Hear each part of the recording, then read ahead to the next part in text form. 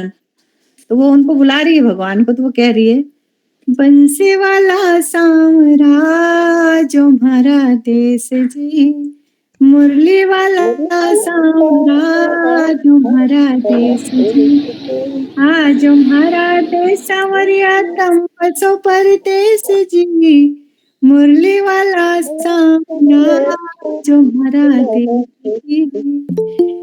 काली घटा घन घोर छाई बरसण लाग्यो मैं जी, काली घटा घन घोर छाई बरसण लाग्यो मैं जी, मैं कैसे सांवरिया भींजे मारो चीर जी, बंसी वाला सांवरा जो हमारा देश जी, मीठा तो अम्बा अमली, मीठा तो पेड़ खजूर जी, चिमवा का में से आओ सांवरिया खूब करू मनवार जी, बंसी वाला सांवरा जो हमारा देश जी, मुरली वाला सांवरा जो हमारा देश जी।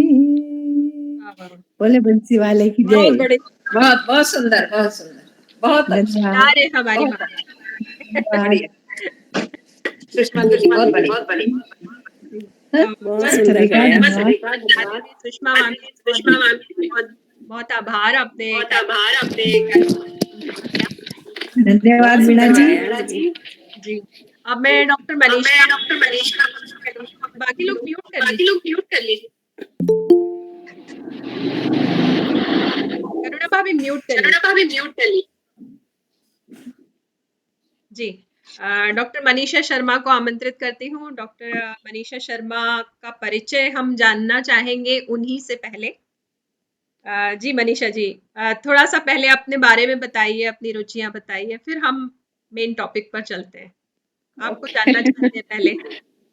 ओके जी। सभी को नर्मदे हर नमस्कार। मैं doctor Manisha Sharma, proper basically अगर देखे जाए तो मैं बाकानेर से बिलोंग करती हूँ और इंदौर में 10 ईयर हो गए हैं मेरी प्रैक्टिस को।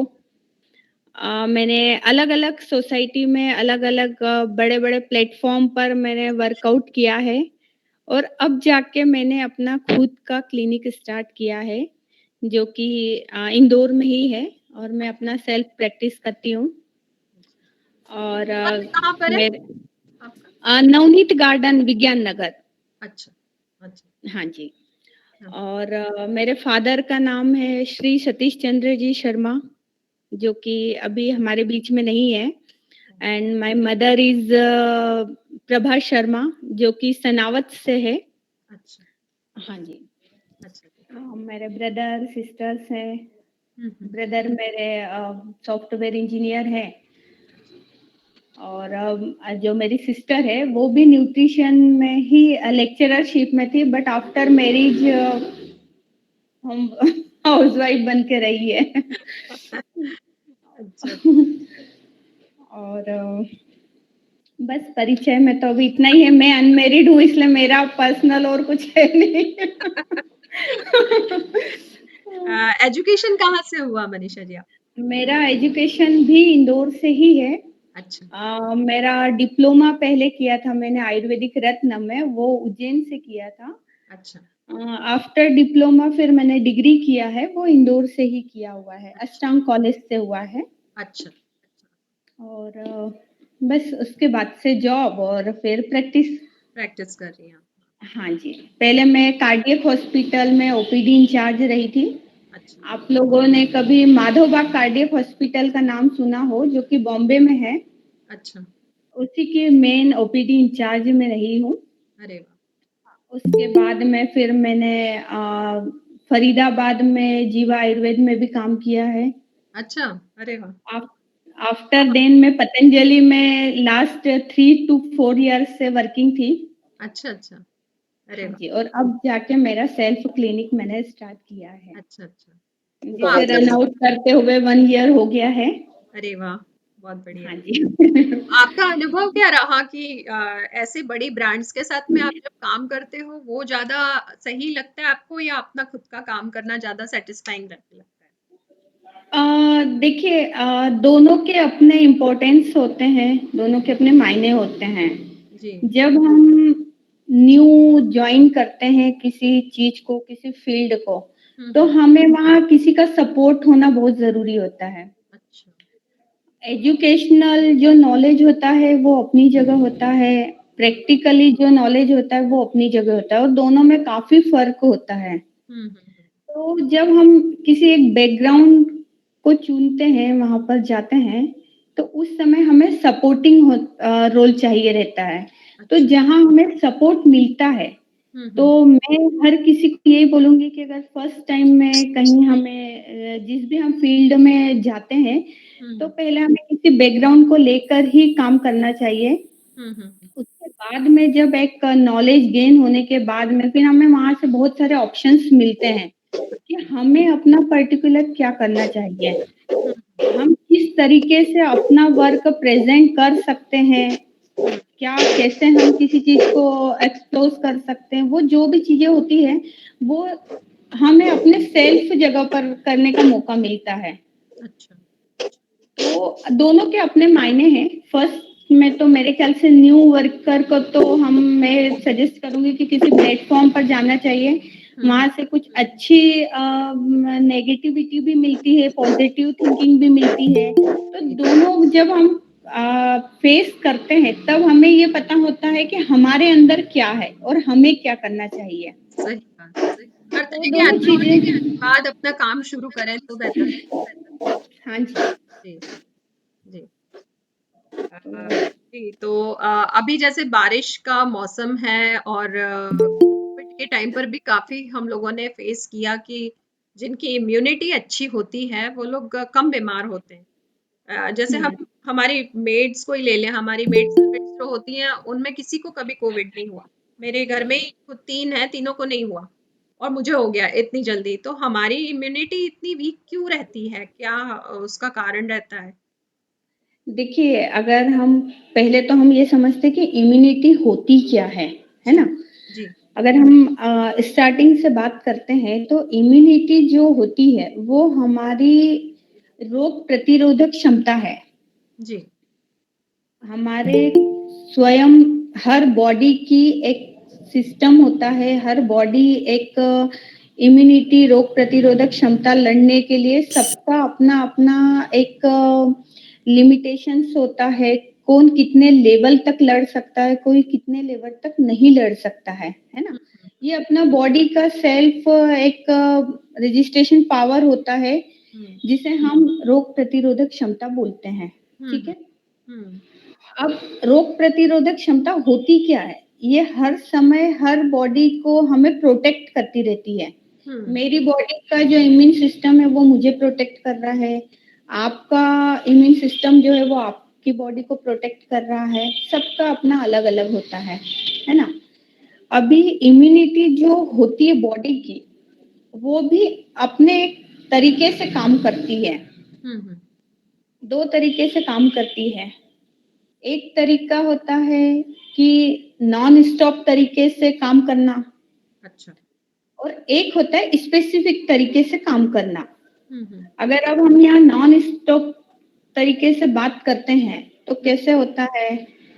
फॉर एग्ज़ाम्पल मैं बताती हूँ कि जैसे कहीं बॉर्डर पे सैनिक होते हैं, तो उनकी भी एक अलग-अलग कैटेगरी होती है कि एक होते हैं जो 24 आवर्स लड़ते रहते हैं, जी, कुछ होते हैं जिनकी ड्यूटी समय-समय पर लगती है और वो तभी वर्क करते हैं। जी, जी। यहाँ जो नॉन स्टॉप इम्यूनिटी की जो हम बात करते हैं, वो इम्यूनिटी 24 आवर्स हमारी बॉडी में लड़ने के लिए तैयार रहती है। हुँ, हुँ, मतलब कोई भी एंटी बैक्टीरिया, वायरस जैसे हमारी बॉडी पर अटैक करते हैं, हुँ, हुँ, हमारी इम्यून सिस्टम काम करता है, वो उन चीज़ों से लड़ता जी, है ना? आपने देखा होगा हमें कहीं हम बारिश में भीग जाते हैं, हुँ, थोड़ा सडनली फीवर या ज़ुकाम होता है, हुँ, हुँ, तो ऐसा नहीं होता है कि हर कोई तुरंत भीगा और डॉक्टर के पास चले गया, हुँ, हुँ, मेडिसिन लिया। वो नेचुरल तरीके से थोड़ी देर में अपने आप से रिकवरी हो जाती है। हुँ, उसे बोलते हैं नॉन स्टॉप इम्यूनिटी। इम्यूनिटी। हाँ जी। सेकंड होता है स्पेसिफिक तरीका। स्पेसिफिक तरीके में एक चीज होती है कि जो हमारी कुछ सेल्स होती है, टी सेल्स, बी सेल्स करके, अगर डीप में जाए तो बहुत सारी सेल्स होती हैं। जी तो वो सेल्स जब एक्टिव हो जाती है और उनके एक्टिव होने के बाद में हमारी बॉडी में एंटीबॉडीज बनते हैं, जी और जब वो एंटीबॉडीज बनकर हमारे शरीर में इम्यूनिटी का काम करते हैं, उसे हम कहते हैं स्पेसिफिक सेल्फ इम्यूनिटी। जी ये हो गया है इम्यूनिटी के प्रकार, जो कि किस प्रकार से वो काम करती हैं, जी है ना। हम्म हम थोड़ा सा और अगर आगे बात करते हैं तो इम्यूनिटी के टाइप होते हैं। जी दो तरह की इम्यूनिटी हमारी बॉडी में होती है। एक होती है इन्नेट इम्यूनिटी, हम्म एक होती है एडप्टिव इम्यूनिटी। जी इन्नेट इम्यूनिटी में क्या होता है कि जैसे कोई बैक्टीरिया वायरस आया, हम्म इम्यूनिटी काम करके उस बैक्टीरिया वायरस को लड़ती है और मार देती है। जी वो चीज वहीं खत्म होके अपना नॉर्मल टेम्परेचर में बॉडी आ जाती है ना। इसे हम स्पेसिफिक इसलिए नहीं बोलते हैं क्योंकि ये लड़ाई तो तुरंत करती है, लेकिन इसका एक लिमिट होता है। इसकी स्पीड बहुत फास्ट होती है लड़ने की, अच्छा लेकिन ये बहुत लॉन्ग टाइम तक नहीं रह पाती है बॉडी में। जी वायरस बैक्टीरिया से बहुत लॉन्ग टाइम तक इन्नेट इम्यूनिटी नहीं लड़ पाती है। इस कारण से स्पेसिफिक एडाप्टिव इम्यूनिटी की जरूरत हमें पड़ती है। अच्छा तो जब स्पेसिफिक आती है, उसी समय हम किसी डिसीज को, पर्टिकुलर डिसीज के लिए जो हम इम्यूनिटी की बात करते हैं, उसे हम कंज्यूम करते हैं, उसे हम एक्सप्लोर करते हैं। शरीर हमारा जो बॉडी होता है वो अपने तरीके से मैनेज करता है, ठीक है। लेकिन अगर इन्नेट इम्यूनिटी एक लिमिट के बाद में नहीं लड़ पाती है किसी बैक्टीरिया वायरस से, जी उस समय वो फिर एडाप्टिव इम्यूनिटी को बूस्टर करती है। अच्छा बोले तो किस टाइप से अगर मैं समझा सकूं कि अगर आप कैपेबल हैं किसी एक चीज से लड़ने में, तो आप अकेले उस चीज से लड़ लेंगे, उसे मैनेज कर लेंगे। अगर आप एक लिमिट तक लड़ पाएंगे, अगर आपको ऐसा लगता है कि अब इससे ज्यादा मैं इनसे बहस या लड़ाई नहीं कर सकती हूँ, तो जी आप अपने से बड़े या फैमिली किसी मेंबर को आप बुलाते हैं कि आप हमारा साथ दीजिए। जी जी तो वो यहाँ पर हो गए हैं एडेप्टिव इम्यूनिटी का काम करेंगे वो, जो अच्छा हमारी बॉडी में सेकंड टाइप होता है ना। एडेप्टिव इम्यूनिटी क्या होती है कि धीरे से जनरेट होती है। धीरे से जनरेट कैसे होती है? कुछ सेल्स रहती है जो कि एक्टिव होती है, धीरे धीरे से वो एक्टिव होने के बाद में एक इम्पोर्टेंट प्रोटीन बनाती है। इम्पोर्टेंट प्रोटीन जो होता है उसे ही हम एंटीबॉडीज कहते हैं। और जब एंटीबॉडीज हमारी बॉडी में जनरेट हो जाते हैं, तभी वो एडेप्टिव इम्यूनिटी का काम करती है, बूस्ट इम्यूनिटी होती है ना। अभी ये तो हो गया है कि इम्यूनिटी हम किसे कहते हैं, वो किस टाइप से वर्कआउट करती है, उसके कितने टाइप हो गए हैं, है ना। जी ये तो एक जनरल हमारा टॉपिक हो गया है। जी अभी आपका क्वेश्चन क्या था, एक बार फिर से रिपीट कर। बारिश के मौसम में बारिश का मौसम, मतलब मैंने मोस्टली ये देखा है कि महिलाओं की इम्यूनिटी कम क्यों होती है। मेरा पूछना ये है, क्योंकि जेंट्स तो इतना बाहर एक्सपोजर मिलता है उनको, और जैसे मैं अपने ही ऊपर से कहूँ तो मैं बहुत जल्दी बीमार होती हूँ। मैं जब स्कूल में जॉब करती थी तो छोटे छोटे बच्चे अगर पास आके खड़े, वो छींक रहे तो मुझे हो जाती थी। तो ऐसी हमारी इम्यूनिटी इतनी कमजोर क्यों होती है? कुछ लोगों की बहुत देखिए, है। अगर मैं यहाँ थोड़ा सा टॉपिक से हट के एक जनरल बात कहूँ, जी तो आजकल की जो इम्यूनिटी है, अगर वो हम थोड़े टाइम पहले वाले लोगों की इम्यूनिटी से बात करते हैं, तो जी बहुत वीक होती जा रही है। हाँ जो हमारे ग्रैंडफादर, मदर, उन लोगों की जो इम्यूनिटी थी, काम करने की जो कैपेसिटी थी, जी वो आज हमारी नहीं है। जी और हमारी जितनी कैपेसिटी है वो अब आने वाली जनरेशन की और नहीं रहेगी। बिल्कुल नहीं। उसका कारण एक ये भी है, हालांकि मैं डॉक्टर होके ये बात बोलूं तो शायद सही नहीं रहेगा, लेकिन जरूरत से ज्यादा जो हाइजीनिक होता है जी, वो ही कई बार हमारे लिए प्रॉब्लम क्रिएट करता है, बिल्कुल सही। क्योंकि हमारे यहाँ जो शरीर है हुँ, ये एक मशीन है, ये गॉड गिफ्टेड मशीन है। जी। ये एक ऐसी मशीन है कि जिसको आप जितना चला सकते हो हुँ, इसे चलाओ। जी, अगर आपने इसे चलाना बंद कर दिया या इसे आप जिस टाइप से एटमॉस्फेयर देंगे, जी, ये उसी एटमॉस्फेयर में डल जाएगी। जी, घर में हमारी एक सिलाई मशीन होती है, जी। अगर हम उससे समय-समय पर तेल पानी ना करें हुँ, या उसे चलाएँगे नहीं, तो बिल एक समय के बाद में वो जाम हो जाएगी, ठीक से प्रॉपर काम नहीं करेगी, है जी, ना? वैसे ही हमारा शरीर भी होता है, हम जितना इसको वर्कआउट देंगे, जितने रफ तरीके से हम इसे यूज़ करेंगे, हुँ, हुँ। उतना हमारी बॉडी का सेल्फ इम्यून सिस्टम हमारे अंदर डेवलप होता मतलब होता है। सही है बात, ना? बिल्कुल। मैं आने वाले उसमें यही बात बोलने जा रही थी कि अब जो हम बात करते हैं वो एक खान-पान में हो गया है, हुँ, लाइफ़स्टाइल में हो गया है और थर्ड पॉइंट आता है मेडिसिन वाला। अच्छा। इम्यूनिटी को हम कैसे बढ़ा सकते हैं? हुँ, हुँ, उसमें 3 पॉइंट बहुत मायने रखते हैं। सबसे पहले हमारा खान-पान आता है, हुँ, हुँ। जो कि बहुत ज़्यादा ज़रूरी होता है। जी, आज के समय में ये बहुत कॉमन सी बात हो गई है कि ब्रेकफ़ास्ट करना है, हुँ, लंच करना है, डिनर करना है। जी, 4 बजे भी कुछ लोग कुछ स्नैक्स वग़ैरह लेना पसंद करते हैं। हुँ, बहुत अच्छी बात है अगर रूटीन करते हैं तो बहुत अच्छी बात है, लेकिन रूटीन का एक तरीका होता है। जी, हमें कब, क्या, कहाँ पर, कैसे फ़ॉलो करना है, ये हम नहीं कर पाते हैं। हुँ। जो ब्रेकफ़ास्ट हमें 8 बजे तक कर लेना चाहिए, वो हम 10-11 बजे करते हैं। अवश्य जो हमें खाना 10-11 बजे, 12 बजे के पहले हमें लंच कर लेना चाहिए, जी, वो आजकल हम लोग देखते हैं कि एक स्टैंडर्ड टाइम बन गया है 1:30 बजे, डेढ़ 2 बजे, है ना? सही है। कुछ लेडीज़ को मैं सुनती हूँ कि मैडम सारा दिन काम करते-करते ना 3 बज जाती है, 3 बजे हम खाना खाते हैं। जी। बहुत गलत टाइम होता है ना? अगर आपने सुबह का ही खाना 3 बजे खाया है, जो कि आयुर्वेद ये बोलता है कि जो जठर अग्नि होती है हमारे अंदर, जी। जो खाने को, भोजन को पचाती है, हुँ, हुँ, हुँ। वो सूर्य के हिसाब से चलती है। सूरज कैसे होता है? हुँ, हुँ, हुँ। सुबह लाइट रहता है, फिर धीरे-धीरे उसका जो प्रकाश रहता है, उसका जो तेज रहता है, वो बढ़ता है। जी, जी, जी। 3 बजे के बाद में वो ढलान पे आ जाता आ जाता है। है ना? बिल्कुल। सेम हमारी जठर अग्नि जो होती है, वो भी वैसे ही वर्कआउट करती है। अच्छा। हम देखते हैं कि 12 बजे जो सूरज की गर्मी होती है, वो बहुत तेज होती है। हुँ, हुँ, हुँ। किसी भी मौसम में आप ले लीजिए। जी।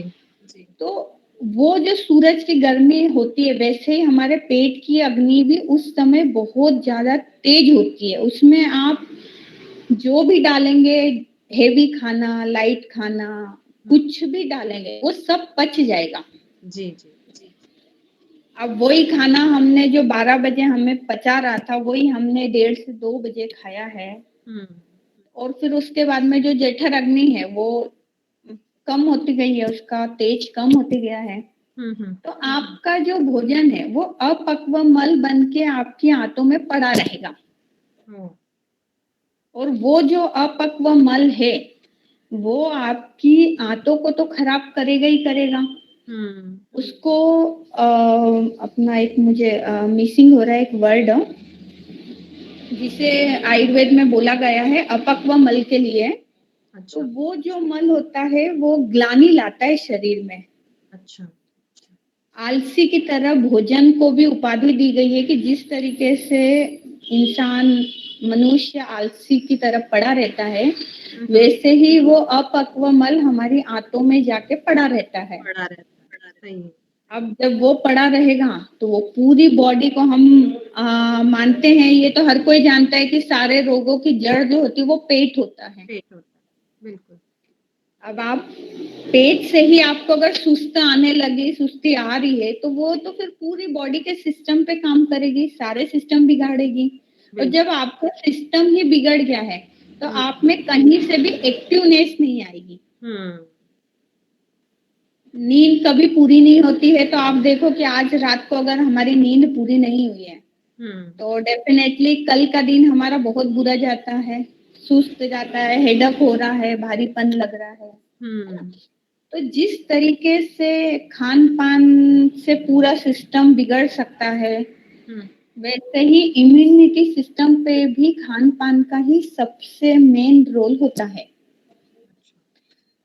खाने में अगर हम बात करें इम्यून सिस्टम को बढ़ाने के लिए, ये हम्म तो एक मैंने जो अभी समझाया वो तो एक डाइजेशन पेट से रिलेटेड हो गया है, हाँ क्योंकि कहीं ना कहीं इम्यूनिटी को बढ़ाने में और कम करने में हमारा डाइजेस्टिव सिस्टम, हमारी जो लाइफ स्टाइल है वो बहुत लाइफस्टाइल हाँ अपना एक रोल अदा करती है। तो बिल्कुल। ये सब जो मैंने अभी टाइमिंग बताया है कि 10 बजे ब्रेकफास्ट, 2-2:30 बजे, तो ये एक लाइफ स्टाइल के उसमें आ गया है। हम्म अब अगर हम पर्टिकुलर खाने की प्रोडक्ट की बात करते हैं कि हमें क्या खाने में खाना चाहिए, हम्म वैसे तो मेरे ख्याल से अभी कोरोना काल जो अभी चला है हम्म उसमें बहुत सारे लोग ये चीज समझ गए हैं कि घर में कौन सी चीजें मतलब इम्यूनिटी के लिए अच्छी होती है, कैसे होता है। अवेयरनेस बहुत बढ़ सारे गई है थोड़ी। अवेयरनेस बहुत ज्यादा बढ़ गई है। जी तो उसमें जैसे कुछ नॉर्मल सी चीजें होती है, आंवला हो गया है, सहजन हो गया है, हल्दी हो गया है, तुलसी हो गया है, लौंग हो गया, ये सब चीजें खाद्य पदार्थ की है जो कि खाने की वजह से हमारा इम्यून सिस्टम और इंक्रीज होता है। हम्म डेवलप तो वो ऑलरेडी है लेकिन हमें उसे बढ़ाना है। आना है। ये खाने से हमारा इम्यून सिस्टम बढ़ता है। ठीक जी है। लाइफ स्टाइल में एक चीज और मैं कहना चाहूंगी जो कि खास कर आज की वुमेन्स को, मैं खुद यंग लड़की हूँ, मैं खुद डॉक्टर हूँ, लेकिन फिर भी मैं ये बात कहने में बिल्कुल शर्म नहीं करती हूँ कि मैं अपने घर के काम खुद करना पसंद करती हूँ। जी हम इस चेयर पे बैठे हैं तब तक हम डॉक्टर हैं, हम इस चेयर से अगर नीचे उतर जाते हैं उसके बाद में हम एक घरेलू महिला बोलो या एक फीमेल्स बोलो, या बिल्कुल। अगर हम ये सब चीजें भी हटा दें तो मैं एक इंसान हूँ और मुझे अपनी बॉडी को कैसे सही करना है ये हम्म मुझे आता है। जी तो इस सब चीजों में सबसे इम्पोर्टेंट है हार्ड वर्क करना, जो कि आज के समय में बहुत ज्यादा कम हो कम हो गया। गया है, कम हो गया है। जी इम्यूनिटी सिस्टम केवल खाने से नहीं बढ़ती है ना। जी मैंने आपको बताया कि हमारी बॉडी को हम जैसा ढालते हैं वो वैसे ढलती है। जी वैसे ही होता है कि हम जितना हार्ड वर्क करते हैं हम्म उतना हमारा शरीर अपने आप में हार्ड वर्क करता है। जी जी इम्यूनिटी में मैंने आपको टाइप्स बताए हैं कि एक टाइप होता है जो इनेट तरीके से काम करता है। इनेट बोले तो तुरंत वायरस बैक्टीरिया आया और वो लड़ना शुरू कर देता है। हम्म तो बॉडी अंदर से तो आपकी लड़ रही है, जी लेकिन बैक्टीरिया वायरस तो बाहर से आ रहा है ना, हम्म बाहर से आपकी बॉडी में इंटर हुआ है तो आपको बाहरी बॉडी को भी तो स्ट्रांग बनाना पड़ेगा। हाँ आजकल आप देखेंगे डस्टिंग का बहुत ज्यादा एलर्जी होता है लोगों को। हम्म थोड़ा सा धूल में गए नहीं और छींकने लग जाएंगे, नाक से पानी आने लग जाएगा, जी आंखों से पानी आने लगता है। पहले लोग भी तो धूल में ही काम करते थे, हम्म धूल मिट्टी गोबर, बहुत जगह खेतों में काम करते थे, दिन भर धूप में रहते थे, घर भी कच्चे ही होते थे। घर भी कच्चे ही होते थे, तो हर तरीके से वो डस्टिंग में ही 24 आवर्स रहते थे। हम्म लेकिन उस समय ये सब बीमारियां क्यों नहीं थी? एलर्जी, मेरे ख्याल से उस समय एलर्जी शब्द को कोई पहचानता नहीं था, बिल्कुल है ना। तो क्यों ये सब अब हो रहा है? ये हमारी बॉडी को हम बाहर से स्ट्रांग नहीं बना रहे हैं। हम्म आप जितना बॉडी को अंदर से लड़ने के लिए तैयार करते हैं, बहुत अच्छी बात है कि हम आज इम्यून सिस्टम की बात कर रहे हैं, इम्यून को कैसे डेवलप करते हैं, पर मैं फिर भी यही बोलूंगी कि इंटरनल इम्यून को डेवलप करने से पहले हम एक्सटर्नल बॉडी को इतना स्ट्रांग बना लें कि छोटी मोटी जो बैक्टीरिया होते हैं, वायरस होते हैं, ये इनटेक ही ना करें। आपने जैसे अभी मुझसे एक क्वेश्चन पूछा था कि आपके यहाँ जो बाइयां आ रही है उन्हें कोरोना नहीं हुआ, हमें हुआ। उसका कारण क्या है? आप उनका लाइफ स्टाइल अगर देखें तो मेरे ख्याल से हम जितना खान पान में, मैं अभी आपको बोलूंगी कि आप मनुका खाओ, ड्राई फ्रूट्स सारे आप यूज करो, आप कर सकते हो क्योंकि आप उस चीज कैपेबल हो, अफोर्ड कर सकते हो जी। वो लोग तो नहीं कर सकते ना। लेकिन फिर भी उनको क्यों नहीं हुआ, उसका कारण क्या है कि उन्होंने उनकी बॉडी को ना बाहरी स्ट्रांग बना के रखा है। आप उन्हें देखो दिन भर पानी में, धूल मिट्टी में, और सबसे ज्यादा वो धूप में काम करती है। तो धूप से क्या होता है, धूप बॉडी में पसीना आता है। आजकल क्यों बीमारियां, इतनी स्किन एलर्जी क्यों होने लग गई है? लोग बहुत पीछे रह गए हैं और बीमारियां हर दिन नई डेवलप होती जा रही है जी। उसका कारण यही है कि स्किन डिसीज में सबसे ज्यादा, अगर कभी कोई डिसीज पकड़ में नहीं आ रही है, आप कितने भी बड़े स्किन डर्मेटोलॉजिस्ट के पास जाइए, अगर कोई डिसीज पकड़ में नहीं आती है तो वो वहां पर इम्यून सिस्टम आपका वीक होने की वजह से आपको ये प्रॉब्लम हो रही है ऐसा बोल के वो छोड़ देते हैं। अच्छा। लेकिन वो ये नहीं बताएंगे आपको कि आप एसी में रहना बंद कर दो ताकि आपकी बॉडी से स्वेटिंग होगा। आप काम करो, आपकी बॉडी से स्वेटिंग होगा। जो स्वेटिंग होगा तो हमारे अंदर के जो भी गंदगी है, बैक्टीरिया, वायरस है, जो भी प्रोटोजोआ है, जो भी गंदगी XYZ जो भी है, वो सब पसीने के थ्रू बाहर निकलती है। अच्छा। तो ये जो वर्कर्स, अभी जितने भी कोरोना के पेशेंट आए हैं उनमें जो भी दलित वर्ग, जो नीचे जो वर्कर्स हैं, मजदूर वर्ग, उन लोगों को ये चीज नहीं हुआ है। उनका सबसे प्लस पॉइंट यही है कि वो कंटिन्यू मजदूर धूप में काम कर रहा है, पसीना बहा रहा है, खाने में बिल्कुल सूखी सब्जी रोटी खा रहा है, चटनी रोटी खा रहा है और स्वस्थ है क्योंकि उसका वर्क भी हार्ड है। हार्ड वर्क है। तो हार्ड वर्क जब करते हैं हम, तो हमारा शरीर इतना एलिजिबल हो जाता है कि उससे बड़ी कोई चीज अगर उसे अटैक करती है तो वो उसे सहन कर सकता है। और अगर हम इतने नाजुक है कि अगर फीवर भी आया और हमने बिस्तर पकड़ लिया तो वहाँ हमारी इम्यूनिटी काम नहीं करती, वहाँ हमारा बाहरी शरीर भी काम करता है। सही बात है, सही बात। तो इस तरीके से होता है। अब अगर हम बारिश के सीजन में इम्यूनिटी को हम कैसे बढ़ाएं, ये बात करते हैं। तो बारिश में क्या होता है कि एक तो बाहरी मौसम में, ठंडक में एकदम सीजन चेंज होता है तो हर चीज चेंज होती है। आयुर्वेद के हिसाब से 2 ऋतुओं के बीच का जो 8 दिन का, 1 हफ्ते का समय जो होता है जी, उससे चेंज होते समय किसी भी बॉडी को बहुत स्ट्रगल करना पड़ता है कि एक एटमॉस्फेयर से दूसरे एटमॉस्फेयर में जाती है तो तुरंत बॉडी को अंदर से वर्कआउट करना पड़ता है कि वो उस सीजन को एक्सेप्ट कर ले जी, है ना। अब हम ऐसे जब वो टाइम चल रहा होता है, ऋतु काल उसे बोलते हैं। अब उस ऋतु काल में अगर हम ऋतु के अपोजिट खाना पीना सब चीज करेंगे तो वो कहीं ना कहीं उसका बैड इफेक्ट हमारी बॉडी को दिखाएगा ही दिखाएगा।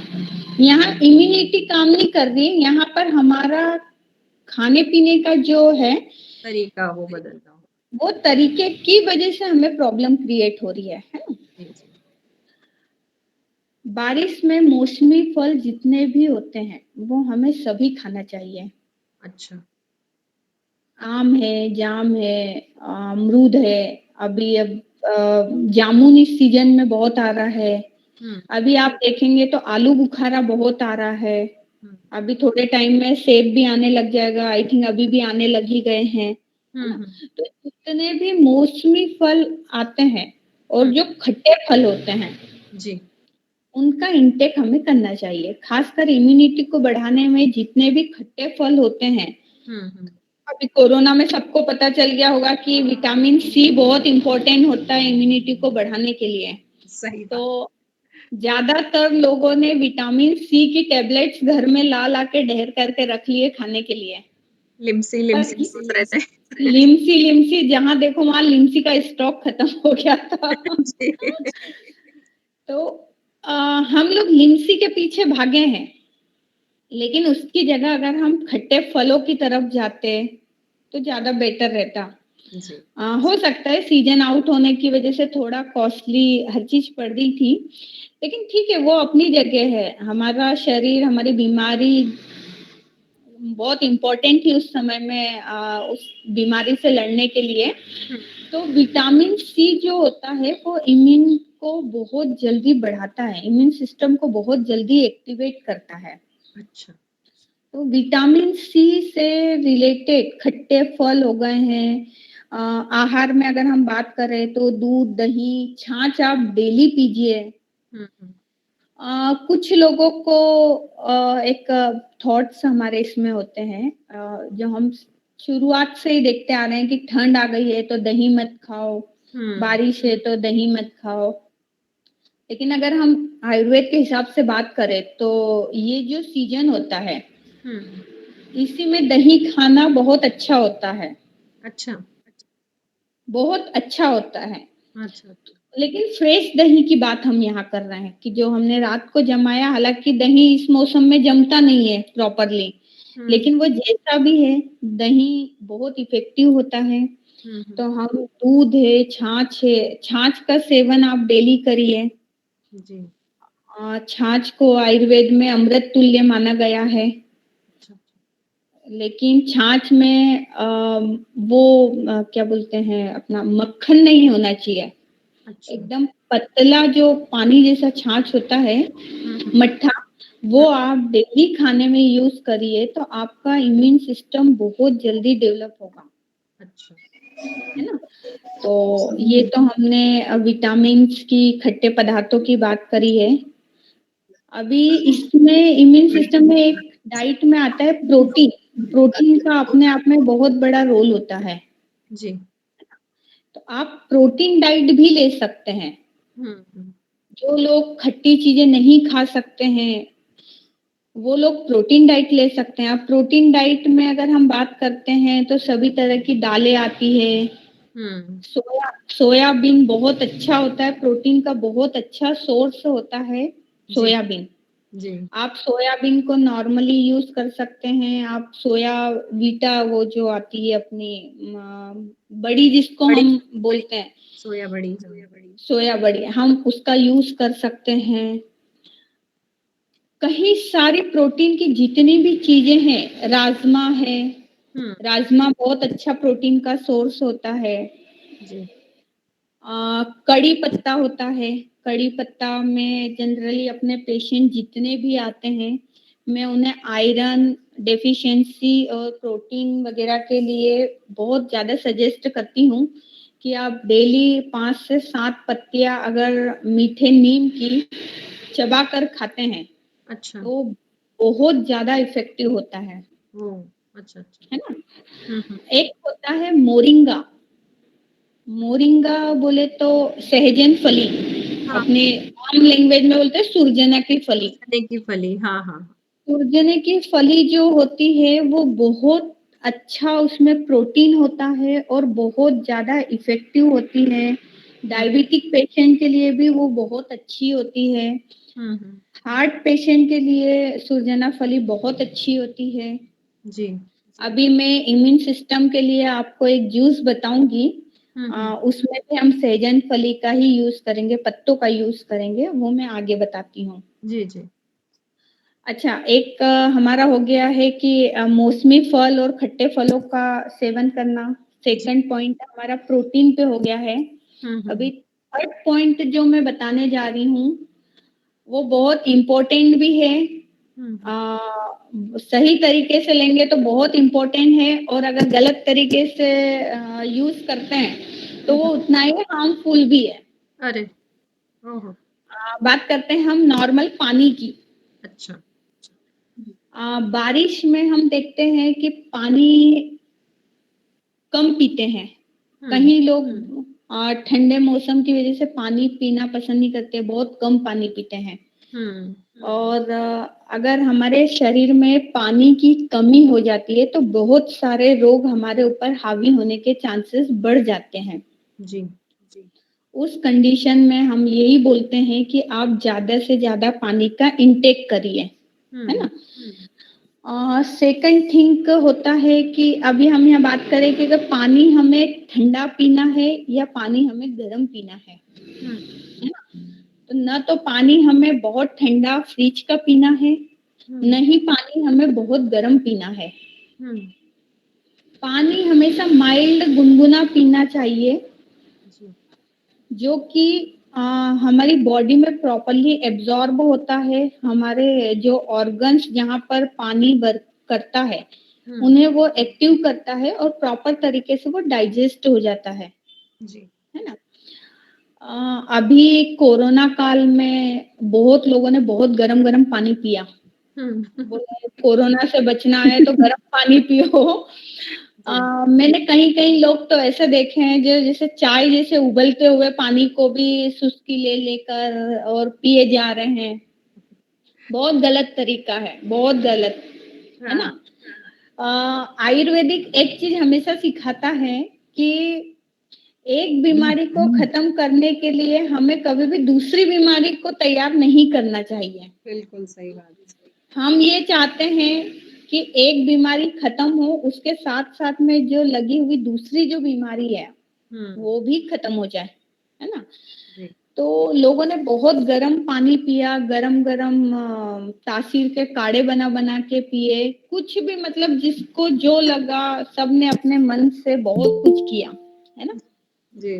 आपको बताऊं, आप खुद अगर प्रैक्टिकली आपने कभी ये फील किया हो कि गर्मी में हम थोड़ा सा डलनेस फील करते हैं।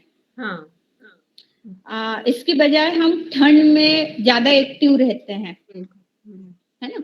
उसका कारण क्या है? बाहरी टेम्परेचर हाई होने की वजह से हमारा शरीर का जो टेम्परेचर है वो भी डल होता है और उसकी वजह से हमारा इम्यून सिस्टम कम होने की वजह से हमें ऐसा फील होता है कि हम बहुत थक गए हैं, डलने से कहीं जाओ मत, धूप बहुत है ना। ये तो हम बाहरी टेम्परेचर की बात कर रहे हैं।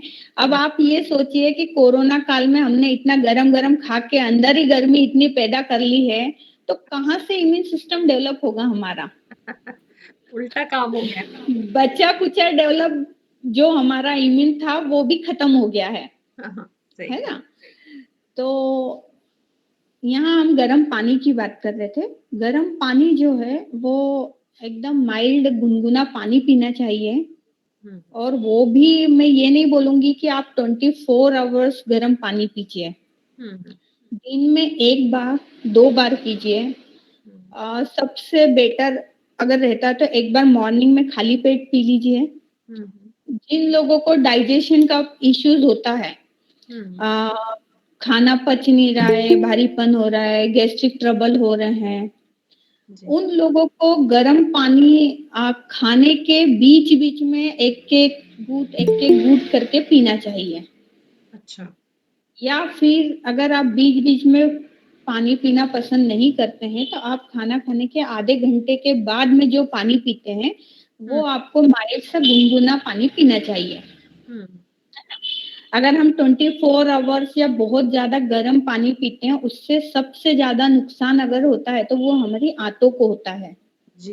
गर्म पानी पीने से आंतें हमारी जो उनकी जो एक चिकनाहट उसमें जो रहती है, जो डाइजेशन के समय बहुत इम्पोर्टेंट होती है, जो भोजन को पचाकर वेस्ट प्रोडक्ट को नीचे की तरफ धकेलने में जो मदद करता है वो फ्लूइड हमारा वहाँ की वो चिकनाई खत्म हो जाती है। इस वजह से बहुत ज्यादा गर्म पानी नहीं पीना है। जो लोग अभी तक पीते हैं या जो वेट लॉस के लिए पीते हैं, किसी भी तरीके से अगर बहुत ज्यादा गर्म पानी यूज करते हैं तो उसे बंद कर दीजिए, है ना। अब हमें क्या नहीं करना चाहिए अगर हम उसकी बात करते हैं, तो हमें बहुत ज़्यादा मिर्च मसाले वाली चीज़ें बारिश के मौसम में नहीं खाना चाहिए। हुँ। हालाँकि मुझे पता है कि जनरली इसी मौसम में घर में पकोड़े बनते हैं, तला-भुना पसंद करते हैं लोग। आए दिन अभी बारिश के 4 मौसम बना नहीं, 4 छींटे आए नहीं और घर में बोले यार पकोड़े बना लो। भुट्टे के भजिए, भुट्टे का केस चल भुट्टे के भजिए बना लो, मूँग के भजिए बना लो। जी, जी। हालाँकि वो चीज़ ठीक है, वो हमारी चॉइस होती है। हुँ, हमारी बॉडी की रिक्वायरमेंट वो नहीं होती है ना? जी, वो ज़ुबान का टेस्ट है। टेस्ट है सिर्फ़। अगर हम ज़ुबान पे कंट्रोल कर लेते हैं तो हमारी बॉडी हैप्पी रहेगी लॉन्ग टाइम तक और अगर हम थोड़ा-सा ज़ुबान पे अगर कंट्रोल नहीं कर पाए, तो हमारी बॉडी को फिर जो भी आने वाले बैक्टीरिया, वायरस है वो सब झेलना ही पड़ेगा। सही है, सही है। तो इस तरीके से इसके जो यूजेज़ हैं, हमें क्या खाना चाहिए, क्या नहीं खाना चाहिए, कैसे उसका लाइफ़स्टाइल को सेटअप करना चाहिए, जी। वो सब इम्यूनिटी को बढ़ाने के लिए बहुत ज़रूरी होता है हुँ, और हुँ। ख़ासकर अभी यहाँ पर सारी महिलाएँ हैं और सबसे ज़्यादा लापरवाही जो करती है वो महिलाएँ ही करती हैं बिल्कुल मैं और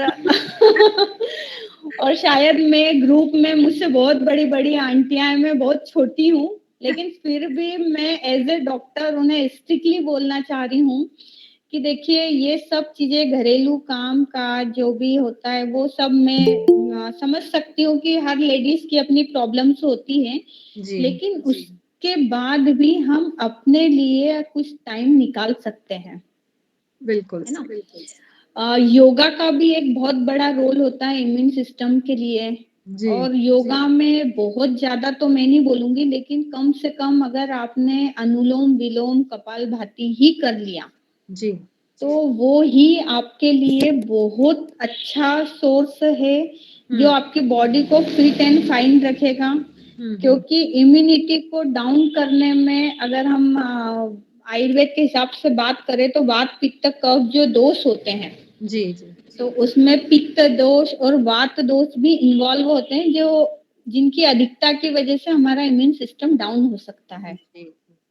और अनुलोम-विलोम है, कपालभाति ये सबसे अच्छे होते हैं वात को शुद्ध करने के लिए। अच्छा। हमारे शरीर में जो वात रोग रहते हैं, जो वातज बीमारियाँ होती है, हुँ, हुँ। उसको सही करने के लिए सबसे अच्छा होता है अनुलोम-विलोम। हुँ, हुँ। प्राणों का आदान-प्रदान होना। हुँ, हुँ। जो हमारे शरीर की जो प्रदूषित वात है, वो बाहर निकलती है और जो वातावरण की जो शुद्ध वायु है, वो अंदर इंटरनल जाती जी, है ना? जी। तो ये हो गया है। अच्छा मैं एक जूस बता रही थी आपको, हाँ, हाँ। जो आँवले और मोलिंगो का था, हाँ, हाँ। है ना? मोरिंगो मतलब अपना सहजन फली, खाने पत्ते, जी के है पत्ते। ना? हाँ, हम यहाँ पर सहजन फली के पत्तों की बात कर रहे हैं। जी, जी। आप अगर इम्यूनिटी के लिए बहुत ज़्यादा काढ़े वगैरह अब नहीं बनाना है, अब नहीं पीना है, वो सीज़न गया। अभी हमें क्या करना है, जी। 1 गिलास अगर आप पानी लेते हैं, हुँ, हुँ। उसमें आपको 5 से 10-12 पत्तियाँ सहजन फली की डाल लेना है या फिर उसका पाउडर भी मिलता है, तो आप आधा टी स्पून पाउडर डाल देंगे। हुँ। एक आंवले का रस निकाल के वो 1 गिलास पानी में डाल लेंगे, उसे मिक्स करेंगे और पी जाएँगे। जी। ये जो होता है आंवले में विटामिन सी बहुत होता है। जी। विटामिन के साथ-साथ में उसमें बहुत सारे पदार्थ, खनिज पदार्थ होते हैं, हुँ, हुँ। जो कि केवल आंवले में होते हैं। जी। अ, हम लोगों को पता है आप लोगों को या नहीं, लेकिन आंवला एक ऐसा फल होता है हुँ, हुँ। जिसमें 5 रस अकेले फल में पाए जाते हैं। अच्छा। टोटल 6 रस होते हैं, हुँ, हुँ। उनमें से केवल एक जो तीखा जो मिर्च वाला होता है, जी। वो रस आंवले में नहीं पाया जाता है। इसके अलावा उसमें खट्टा, मीठा, तूरा, कसाय सारे रस, मधुर रस सारे रस पाए जाते हैं। जी, तो आंवला बहुत अच्छा फल होता है, विटामिन सी से भरपूर होता है। जी। साथ में अगर हम सहजन फली के पत्तों की बात करते हैं, हुँ। तो सहजन के जो पत्तियाँ होती है उसमें बहुत ज़्यादा प्रोटीन होता है। उसमें भी विटामिन सी के साथ-साथ में उसमें भी खनिज पदार्थ बहुत तरह के पाए जाते हैं। जी। इसलिए अगर हम यहाँ इन दोनों का कॉम्बिनेशन करके और इसका जूस बना के पीते हैं, तो ये हमारी बॉडी के लिए बहुत अच्छा जूस होता है। तो ये साथ-साथ जूस कब लेना चाहिए? खाली पेट या किस समय लेने? देखो या तो इसे हम खाली पेट ले सकते हैं हुँ। या फिर हम इसे खाने के साथ में भी ले सकते हैं। अच्छा। जैसे मैंने आपको बताया था कि खाना खाते समय हम एक-एक घूँट गरम पानी पिएँगे। जी, वहाँ अगर हम गरम पानी ना पी के और ये जूस बना के इसका भी एक-एक घूँट पीते हैं, जी। तो भी ये डाइजेशन के ऊपर बहुत अच्छा काम करता है। अच्छा। मेरा एक क्वेश्चन है। हाँ जी, बताइए। ये जैसे आपने कहा कि सूरजना की पत्तियां यदि ना मिले तो उसका पाउडर मिलता है। हाँ। वैसे ही आंवला अपने को अभी फ्रेश नहीं मिले तो क्या आंवला का भी पाउडर ले सकते हैं अपन? आंटी यहाँ हम पाउडर की बात नहीं कर रहे हैं। आंवले के पाउडर की नहीं, सहजन फली का पत्ते का जो पाउडर आता है वो तो हम यूज कर सकते हैं। लेकिन हमें यहाँ आंवले के पाउडर की बात इसलिए नहीं कर रहे हैं क्योंकि हम यहाँ पर रस की बात कर रहे हैं। हाँ, तो फिर वो क्या बॉटल में जो तैयार मिलते हैं वो रस में ले क्या? देखो या तो बॉटल में जो रस आता है वो भी हाँ। हम यूज कर सकते हैं या फिर हम जब अभी आंवले का सीजन आएगा अक्टूबर नवंबर में, तो आप आंवले को कलेक्ट करके उसका जूस निकाल के उसे फर्मेंट करके और उसे रख सकते हैं। उसे भी आप थोड़ा ड्रॉप टू ड्रॉप यूज कर सकते हैं। और या तो मैं आपको एक सबसे अच्छा तरीका बताती हूँ अगर जूस को हमें रखना है तो। हाँ। आंवले की सुपारी बनाते हैं। हाँ। जी हाँ। कच्चे आंवले की फाक करके उसमें शक्कर मिला के उसे रख देते हैं। जी। वो आंवला जो शक्कर में पड़ा रहता है वो 2-3 दिन 4 दिन के बाद में वो पूरा पानी छोड़ देता है। हुँ। तो आप आंवले की सुपारी को तो आप सूखा कर काम में खाने के ले लीजिए, लेकिन वो जी। जो पानी भरा हुआ है उसे जी हाँ। आप कांच की बोतल में रख के फ्रिज में रख के उसे 1 साल तक यूज कर सकते हैं। हुँ। तो जहाँ हम ये आंवले की बात कर रहे हैं कि उसका एक आंवले का रस लेना चाहिए, वहां पर हम 5 से 10 ml वो जूस लेंगे और फिर ये ऐसा बनाकर पिएंगे तो वो भी वही काम करेगा। पर शुगर वाले क्या करेंगे मैडम? कैसे? शुगर वाले डायबिटिक है जो। डायबिटिक वाले भी यूज कर सकते हैं ना। डायबिटिक वाले भी यूज कर सकते हैं। उसमें ये होता है कि आप जो सुपारी में जो शक्कर डालेंगे वो थोड़ी कम क्वांटिटी में डालेंगे, केवल हमें उसका पानी निकालना है और उस पानी में सारे गुण आंवले के आ जाते हैं, इसलिए वो शुगर वाले पेशेंट भी ले सकते हैं, कोई प्रॉब्लम नहीं होगा। नहीं तो जैसे हम सूखा आंवला सुखा के उसको पानी में बॉईल करके ले ले। नहीं नहीं नहीं नहीं देखो एक ही चीज सुनिए, एक चीज होती है कि एक कोई भी जैसे आंवला ही है, आंवले को अगर हम सुखाकर उसका पाउडर बना के यूज करते हैं तो उसके जो गुण कर्म है वो अलग तरीके से काम करेंगे। अगर हम किसी भी चीज का एक्सट्रैक्ट स्वरस निकाल के फिर उसका यूज करते हैं तो उसकी क्वांटिटी कम हो जाती है और उसके इफेक्ट बढ़ जाते हैं। अच्छा। है ना? तो यहाँ हम आंवले रस की इसीलिए बात कर रहे हैं क्योंकि वो स्वरस होता है, एक्सट्रैक्ट होता है। तो कोई भी चीज लिक्विड जितने अच्छे तरीके से काम करती है उतना चूर्ण जाएगा बॉडी में। हालांकि काम वो भी करेगा, ऐसा नहीं है, लेकिन बॉडी में जाएगा, डाइजेस्ट होगा, फिर काम करेगा। लिक्विड डायरेक्टली जाके काम करेगा ना, तो लिक्विड फॉर्म लेना ज्यादा बेटर है ना? जिसके सवाल है वो चैट बॉक्स में लिख दें तो मैं एक के बाद एक बुला लूंगी। जी जी, चंद्रमणि आंटी जी कुछ मैं ये पूछना चाह रही हूँ सवाल कि हाँ, आपने कहा कि खाने के साथ आप ले सकते हैं, तो हम्म। पानी गुनगुना होना कि ठंडा? नहीं, पानी नॉर्मल लीजिए ना, सामान्य। सामान्य पानी ले लीजिए। अगर आप गर्म पानी, तो हमने वो नॉर्मल पानी की बात करी थी कि अगर कोई नॉर्मल पानी पीना चाहे तो हल्का सा गुनगुना पानी लेना है, गर्म पानी नहीं लेना है ना। अगर हम हाँ, नहीं। जूस की बात करते हैं तो जूस में जूस। हम नॉर्मल पानी यूज कर सकते हैं। नॉर्मल। ओके, हाँ जी। Thank you. है ना? और कोई क्वेश्चन? जी मनीषा जी, एक सवाल था प्रेक्षा हाँ जी। महोदय जी का। जब आपने छाछ की बात की थी तो आपने पूछा था कि जिन्हें छाछ से एलर्जी हो वो क्या करें? अच्छा, देखिए वैसे तो छाछ से एलर्जी बहुत रेयर केस में होती है, जी। लेकिन अगर छाछ लेने के हम बात कर रहे हैं तो वहां पर हम क्या करेंगे कि एक तो मैंने आपको बताया कि बहुत पतला छाछ लेना है, जिसमें से सारा घुमा घुमा कर उसका जो भी उसके अंदर की चिकनाई थी वो पूरा उसका मक्खन निकल जाना चाहिए। तो वो केवल जो पानी वाला छाछ बनता है, पहली बात तो वो नुकसान नहीं करता है, एलर्जी वाला पेशेंट भी ले सकता है। फिर भी अगर इनकेस कई बार क्या होता है कि थोड़ा मेंटलिटी, साइकोलॉजिकल इफेक्ट बहुत काम करता है। अगर किसी को लगता है कि मुझे छाछ से प्रॉब्लम है, तो उसे कितना भी बनाया हुआ दे दो वो कहीं ना कहीं उन्हें इफेक्ट कर ही जाएगा, है ना। जी जी। तो उस सिचुएशन में हमें क्या करना है, उसमें आधा चम्मच भुना हुआ अजवाइन का पाउडर डाल लेना है जी।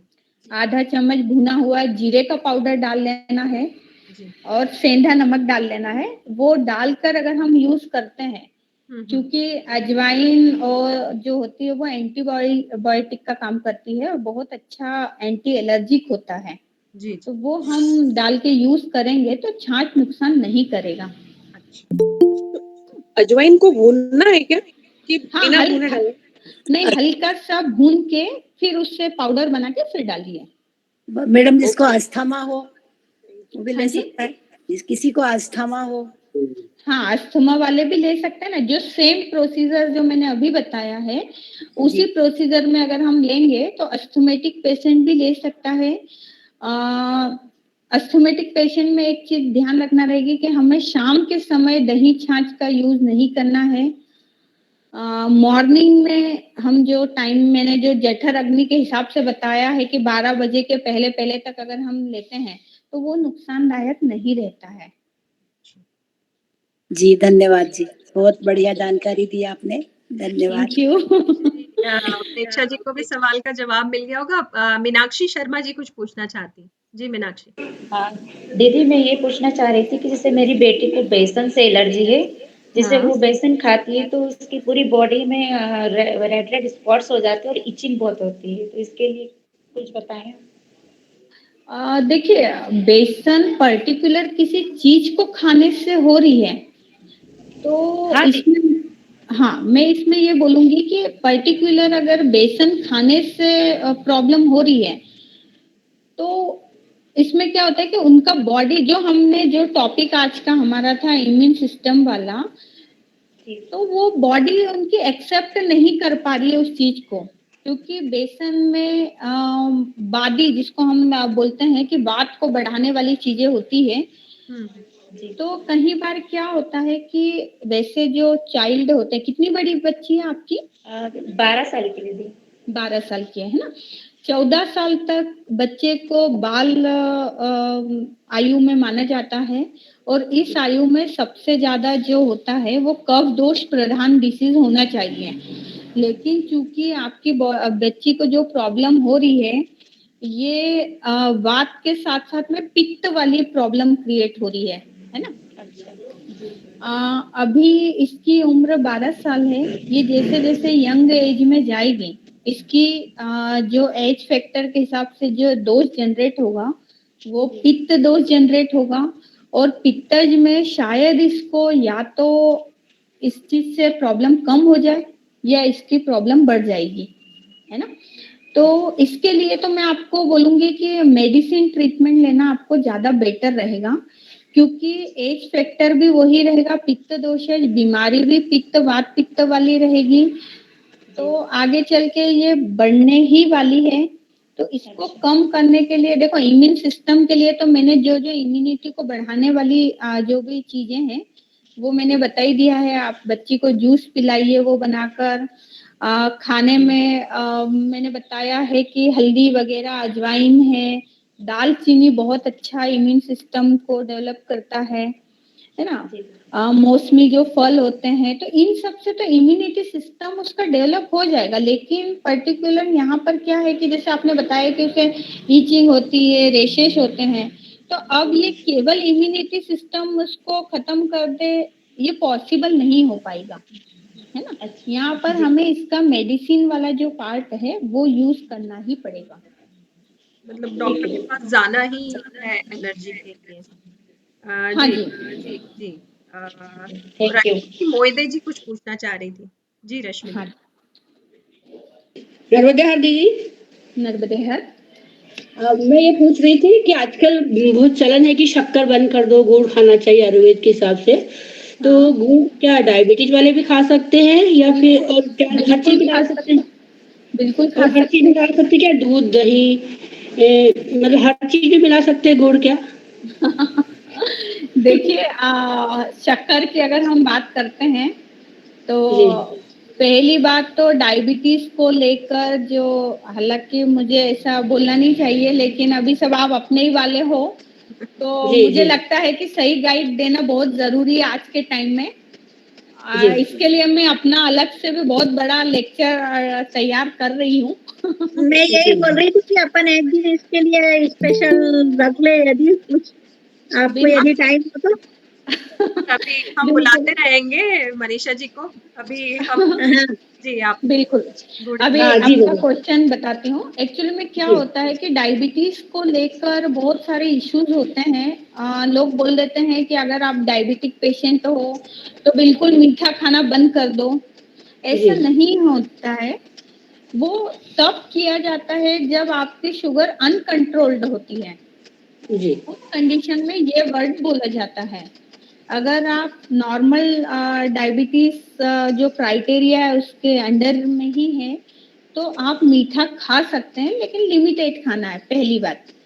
दूसरी बात, शक्कर की जगह हमें गुड़ का यूज करना है। गुड़ आप मीठा में खा सकते हैं। आप खाना खाने के थोड़े टाइम के बाद में गुड़ खा सकते हैं, जो कि हम नॉर्मली बोलते हैं कि खाने के बाद में एक डली हाँ गुड़ की खाना गुड़ खा चाहिए, सकते जी है ना। जी अच्छा, वो आप खा सकते हैं। आप जी चाहे तो गुड़ की चाय यूज कर सकते हैं। जी और मीठी चाय अगर आपको पीना है तो मैं बोलूंगी कि गुड़ भी आजकल क्या होता है कि वो पता नहीं कुछ केमिकल या कुछ नमक जो भी नमक मिला मिक्स रहे हाँ करके हाँ करते हैं, तो जब जी हम उसे दूध में डालते हैं तो चाय फट जाती है। हाँ जी। पहले गुड़ की चाय बनती थी तो खारा गुड़ होता था, लेकिन चाय नहीं फटती थी। आजकल फट जाती है। तो तो वो चाशनी आपको बना के डाल देते हैं, चाशनी नहीं थोड़ी नहीं अलग बना के मिला दी। नहीं नहीं, आपको ऐसे नहीं करना है। आप मुलेठी पाउडर का यूज करो, या जी तो मुलेठी रॉ मटेरियल में ले आओ और आप उसे घर में थोड़ा सा दरदरा सा पीस लो और जी उसे एक चम्मच डाल दो चाय में। तो मुलेठी जो होती है ना वो भी मीठी होती है। अच्छा, मीठी होने के साथ में वो डायबिटिक पे बहुत अच्छा काम करती है। तो जी उसमें क्या होता है, दोनों काम हो जाते हैं कि एक तो टेस्ट भी मीठा आ जाता है और डायबिटीज के लिए भी बहुत अच्छी होती है। बहुत सारे लोग शुगर फ्री टेबलेट यूज करते हैं, पर वो नहीं करना चाहिए, क्योंकि जी उसमें शुगर फ्री वाली कोई बात रहती ही नहीं है।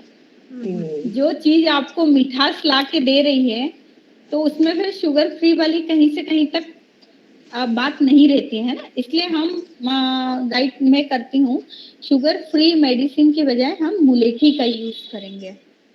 अच्छा ठीक है। तो रश्मि जी को अपना बहुत जवाब मिल गया। बहुत बढ़िया बताया ये नहीं, आपने। तो जैसे हम बोलते हैं ना कि का सवाल है। दही में, एक मिनट दी, ये दही में हम लोग जैसे मीठा खाना हो तो हम शक्कर डाल लेते हैं ना, और छाछ में भी डाल लेते हैं, या फिर और कोई भी चीजों में हम अधिकतर शक्कर डालते हैं, तो वही चीज हम लोग गुड़ में डाल सकते हैं क्या? मेरा ये हाँ, कहने का मतलब, डाल सकते हैं, डाल सकते हैं। मतलब वो गुड़ कोई का नुकसान नहीं करता। गुड़ का यूज आप कर सकते हैं, लेकिन आजकल के जो गुड़ केमिकल बेस्ड जो होते हाँ हैं वो भी जी लिमिट मात्रा तो में आप करेंगे तो सही रहेगा, है ना। जी जी एक हाँ, जैविक गुड़ आता है, उसका क्या है? जैविक गुड़ आता है, वो कैसा रहता है? देखो जैविक गुड़ अच्छा तो रहता है। वो रॉ मटेरियल में जो पहले टाइप से जो बनते थे वैसे ही प्रोसीजर में बना हुआ रहता है। अच्छा, उसमें कोई केमिकल यूज नहीं होता है, और जो होता भी अगर वो करते भी होंगे तो वो नेचुरल, जैसे मैंने अभी आपको बताया है कि मुलेठी वगैरह इस टाइप की जो मेडिकेटेड जो चीजें होती है ना, वो यूज करते हैं, इसीलिए उसका नाम भी जैविक रखा गया है, और वो नुकसानदायक नहीं होता है ना, वो खा सकते यही हैं। बोलना मुलेठी का चाहती थी, पाउडर यूरिया की यूज डालते करते चाय तो में, अपन जैविक मुलेठी यूज पाउडर पाउडर हाँ, लेकर आए हूँ, पाउडर डालते रोज चाय बनाने में। जी कौन जी सा? तो उससे जी, तो उसको दूध में डाल सकते क्या पाउडर उसको? डाल सकता है। जी। अच्छा मनीषा जी, अब रश्मि शर्मा का सवाल लेते हैं। जी हाँ रश्मि। जी। हाँ, जी, थैंक यू जी। मुझे मतलब कम से कम 20 साल से आर्टिकेरिया की प्रॉब्लम है। हाँ जो शरीर पर पित्ती उछलती है ना, ये अभी इस मौसम में जैसे ठंडे में अगर पैर भी रखूंगी नीचे जमीन हाँ, पर तो पैरों में जलन शुरू हो शीत जाएगी, पित्त खुजली। की प्रॉब्लम बोलते हैं जी उसे। हाँ, शीत हाँ जी। पित्ती की।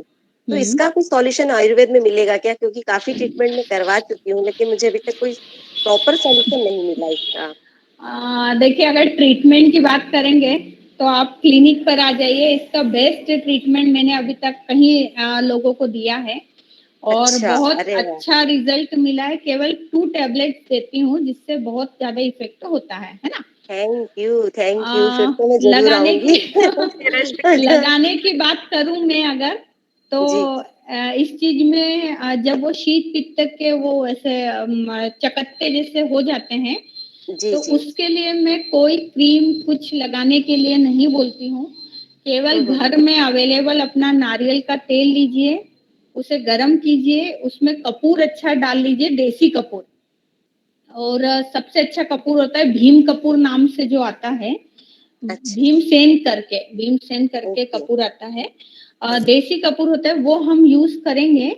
और जब भी आपको शीत पित्ती का वो जो चकत्ता होता है, उसमें आपको वो गरम तेल जितना आप सहन कर सकती है, अच्छा, अपने हाथ से ही हमें उस चकत्ते पर लगा लेना है। अच्छी बात है। हल्का सा गुनगुना लगाएंगे, क्योंकि हम अपने हाथ से अपने आप को चटका लगाते हैं तो हमें नहीं लगता है ना। जी हाँ, जितना जी। आप सहन कर सकते हैं उतना गरम आपको चकत्ते पर चटका लगाना है तेल का। उससे क्या होगा कि वो चकत्ता भी थोड़ी देर बाद नॉर्मल हो जाएगा। देन उस पे अच्छा, जो मीठी मीठी सी जो इचिंग होती है, खुजली आती, जी हाँ, वो जी। जब वो गरम तेल लगेगा तो उससे वो जो उसकी जो एक क्या बोल सकते हैं ना अपन, एक खुजालने की एक मीठी सी वो उठती है कि बस हाँ, खुजालना वो ही है, खत्म हो जाएगी, वो जी चीज हाँ। खत्म हो जाती है ना। तो मुझे तो जैसे अभी ये ठंडा मौसम हुआ तो ठंडी हवा शुरू होगी, उससे भी हाँ, शुरू हो जाएगा जैसे, तो मतलब उसका ना देखो हो उसके लिए शीत प्रिकॉशन के लिए भी कुछ? नहीं, उसमें प्रिकॉशन के लिए कुछ भी नहीं। देखो क्या होता है कि अब आप ठंडी हवा के लिए मैं आपको बोल दूंगी कि आप घर में ही रहो, तो ये पॉसिबल नहीं, कभी तो आपको बाहर भी जाना पड़ेगा, है ना। जी हाँ, जी हाँ। सीजनल चीज में बहुत ज्यादा हम प्रिकॉशन नहीं रख सकते, क्योंकि कोई भी ऋतु 4 महीने की होती है, और 4 महीने तक आप किसी भी चीज पे बहुत ज्यादा कंट्रोल नहीं कर सकते हैं, है ना। सही है, और लेडी है तो आपको काम तो करना ही है, ठंडे काम पानी तो में भी करना ही करना ही पड़ेगा। है। अभी कुछ जी, लेडीज आती है जो बोलती है मैडम पानी में काम करते हैं तो हाथ तो फूल जाते हैं, फिर वो जी, जी, इचिंग मेरे होने साथ भी लगती यही है प्रॉब्लम ना। है। हाँ, यही अब मैं उन्हें प्रॉब्लम ये तो नहीं बोल सकती कि 4 महीने आप पानी में हाथ मत नहीं डालिए। करेंगे। जी, जी। पता चला आपके घर वाले मुझे आकर बोलेंगे, बोले मैडम आप इसलिए, है ना। सही है, तो सही है। हाँ जी, हाँ। थोड़ा सा ध्यान तो रखिएगा। बाकी अगर आपके मेडिसिन क्लिनिक का वाले, प्रॉपर एड्रेस मुझे हाँ, बता दीजिएगा। लास्ट में एड्रेस ले लेते हैं। मनीषा मैं जी, जी, जी, एड्रेस दीदी को भेज दूंगी तो वो आपको ग्रुप जी, में डाल जी, देंगे, जी। है ना। जी, बिल्कुल, हाँ बिल्कुल। जी। आशा पगारे आंटी कुछ पूछना चाह रही थी। हाँ जी। आशा पगारे आंटी, आशा आंटी कहीं गई हैं? बहुत बहुत विनीता धन्यवाद शर्मा जी भी आपको। पूछना चाह रही। Thank you. विनीता शर्मा, हाँ जी आशा आंटी। जी पगारे। जी दीदी मेरा क्वेश्चन ये है कि हाँ। मेरी मम्मी को करीब 2 साल से गले में खुजली आती है, हाँ। और खुजली की वजह से खांसना पड़ता है, क्योंकि खुजली आएगी तो आप खांस के ही उस खुजली को मिटा सकते हो। बहुत हम्म। ट्रीटमेंट लिया, सारे एलोपैथी होम्योपैथी आयुर्वेदिक सब कुछ ले चुके हैं, हाँ। कुछ रिजल्ट नहीं है, और फिर आंखों से बहुत आंसू आते हैं, तो उससे आंखों पर भी इफेक्ट आ रहा है। ओके। हाँ, तो इसका ट्रीटमेंट कुछ पॉसिबल है? मुझे ये बताइए कि उनकी एज कितनी है? 70। 70। उन्हें कोई और प्रॉब्लम है जिसकी वो कोई मेडिसिन लेते हो? बीपी इसके अलावा शुगर वगैरह ऐसी कोई प्रॉब्लम, थायराइड वगैरह? शुगर थायराइड तो नहीं है, लेकिन लास्ट ईयर से उनको एक नया प्रॉब्लम शुरू हुआ था कि उनकी 2 उंगलियों में ग्रिप नहीं बन रही थी। तो उसका ट्रीटमेंट चल रहा था और अभी भी उसके लिए वो कर रहे हैं। शोल्डर का थोड़ा सा वो वीक, पूरा हाथ वीक हो रहा है उनका, तो उसके लिए सारे ट्रीटमेंट, बट वो अभी प्रॉपर ट्रीटमेंट शुरू हुआ करीब 15 दिन से। पहले लिया लेकिन कहीं कोई रिजल्ट नहीं था, और फिर ये लॉकडाउन में कई बार बीच में बंद भी करना पड़ा। वहीं पर खरगोन रहती है वो, तो वहां पर जो ट्रीटमेंट लेते रहे, यहाँ बीच में आए। लेकिन ये खांसी उससे पहले से है, खुजली और खांसी ये बाद में आया हाथ का। देखिए, ट्रीटमेंट उनको मिल जाएगा मेरे पास से, लेकिन क्या है कि एज फैक्टर 70 ईयर है ना, तो मैं उन्हें बिना देखे कोई भी मेडिसिन प्रिस्क्राइब नहीं कर पाऊंगी, है ना। केवल एक चीज उन्हें आप बता सकती हैं कि या तो वो मुलेठी की लकड़ी मुंह में रख के चूसे, है ना, अगर वो चूस सकते तो वो चूसे, या फिर पतंजलि की लवंगादी वटी आती है टैबलेट, उसे मुंह में रख के वो चूसते रहें, और जब भी वो टैबलेट खत्म होती है तो तुरंत पानी ना पिए, है ना। बस ये मैं उन्हें अभी तो आपको बता सकती हूँ। बाकी का ट्रीटमेंट तो हो जाएगा, लेकिन मैं विदाउट उनको जब तक देख नहीं लेती मैं नहीं बता पाऊंगी। तो ठीक है, हम मिल लेते हैं ना एक बार, कोई प्रॉब्लम नहीं है ना। दीदी आप एड्रेस डाल दीजिएगा ना दीदी। मैं यही चैट बॉक्स में डालती हूँ। आशा पगारे आंटी का सवाल लेते हैं। जी विनीता जी, आपको मैं एड्रेस भेज दूंगी मनीषा जी का। आप लीव मत करिएगा, लास्ट तक के बने रहिए। जिनको भी एड्रेस चाहिए मनीषा जी का, मैं चैट बॉक्स में डाल देती हूँ। बिल्कुल। नमस्ते नमस्ते मैडम। मुझे कोरोना हो गया था अभी 3-4 महीने पहले। मतलब हम दोनों को हो गया था। तो 10-11 दिन हम लोग अरविंदोम भर्ती रहे थे। फिर उसके बाद में खुद ही गए, खुद ही एडमिट हो गए, अच्छे हुए, खुद कार चला के घर भी आ गए। और अब क्या है कि वीकनेस तो बहुत ज़्यादा थी, अभी कम हो गई है। पर उस बीच में क्या, वहाँ से आने के बाद में अब दोनों अकेले होने की वजह से हमको बाहर का खाना खाना पड़ा। तो बाहर का खाना खाने से मालूम नहीं क्या, अभी मेरे मतलब वॉमिटिंग, खाना खाती हूँ तो वॉमिटिंग आती है, और इच्छा नहीं होती, खा नहीं पाती हूँ। और फिर टेस्ट करवाया, अभी ब्लड टेस्ट करवाया तो उसपे लीवर में सूजन बताया। तो लीवर में सूजन बताया है, तो अभी मैंने एक एमलीक्योर करके डीएस है, वो अभी मैंने चालू की है। क्या नाम से? एमलीक्योर। अच्छा, ठीक है। ये हाँ जी, हाँ। और ये यूडिली टैबलेट जी। तो ये सही है क्या? हाँ, ये एक्चुअली में क्या है, दोनों लीवर पे काम करने वाली चीजें हैं, है ना। जो लीवर पे स्वेलिंग आया है उस वजह से ये चीजें होती है। लेकिन मैं आपको बताना चाहूंगी कि जो आपको वोमिट सेंसेशन हो रहे हैं, ये जरूरी नहीं होता कि हर लीवर पे सूजन आने वाले को वोमिट सेंसेशन होता है, ऐसा नहीं होता है ना। क्या होता है कि अभी आप कोरोना में आए थे, कोरोना में हमने देखा है कि बहुत हाई डोजेज अनलिमिटेड मेडिसिन दी है ना। उनकी ऑलरेडी हीट बहुत ज्यादा थी, फिर हमने ऑलरेडी गरम चीजें मन से भी घर में बहुत सारी ली है ना। तो उन सब से क्या होता है कि हमारी बॉडी में जो पित्त सिस्टम होता है, पित्त दोष होता है, वो कहीं बार क्या प्रकोपित हो जाता है, खराब हो जाता है। तो अगर आपको हाइपर एसिडिटी की प्रॉब्लम है तब भी आपको वोमिट सेंसेशन होगा, या जो हाई बहुत ज्यादा गर्म चीजें इंटेक करने की वजह से या तो हमारी आहार नली में या फिर हमारे स्टमक में कहीं अल्सर हो जाते हैं, हल्के से छाले जैसे, या छील जाते हैं। छाले अगर नहीं भी होते हैं तो छील जाते हैं। उसकी वजह से क्या होता है कि हमारा जो पित्त है वो ऊपर की तरफ आता है और हमें वोमिट सेंसेशन जैसा लगता है।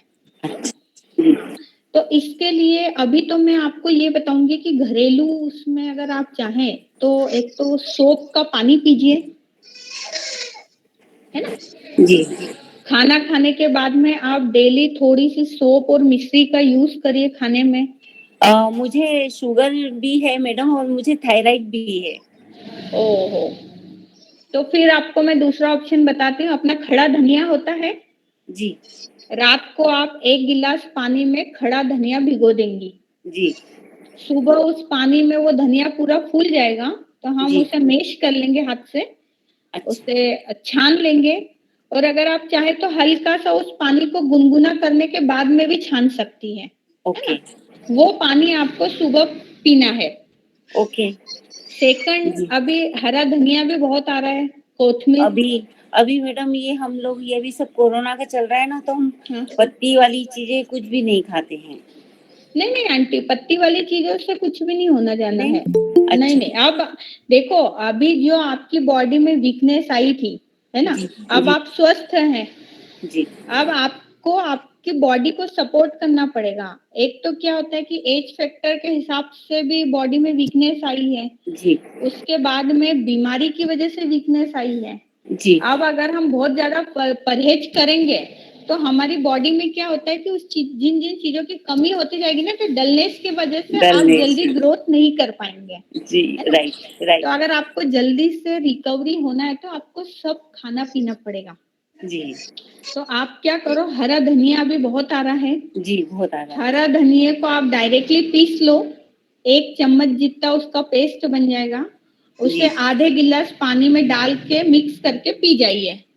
वो आपके एसिड पे काम करेगा, वो आपके थायराइड पे काम करेगा। डायबिटीज से उसका कोई लेना देना नहीं है। ओके जी जी मैडम। और दूसरा ये मुझे पूछना था कि अभी जैसे अभी क्या मैं 63 इयर्स कंप्लीट हो गई हूँ। 64 मेरा रनिंग है फरवरी से। तो अभी वीक हो गई हूँ मैं बहुत ऐसे। तो अभी जैसे हम की भी टॉनिक कुछ चाहिए, तो हमने सर्सटारिस्ट और अश्वगंधारिस्ट ये बॉटल मैंने मंगाई है। तो ये अच्छी है क्या? और अश्वगंधा रिस्ट जो होता है वो तो एक जनरल टॉनिक के यूज में कोई भी यूज कर सकता है ना। जी जी। और सारस्वता रिस्ट जो होता है वो मेनली ब्रेन के लिए दिया जाता है जी। है ना। तो अगर आपको इस उम्र में मतलब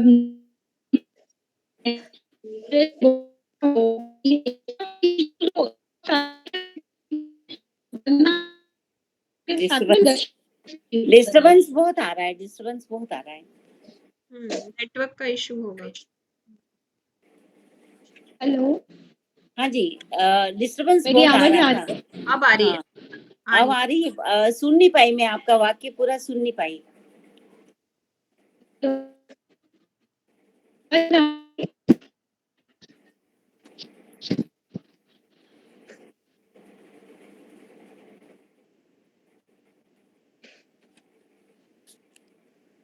हैंग हो रहा है मनीषा जी आपका?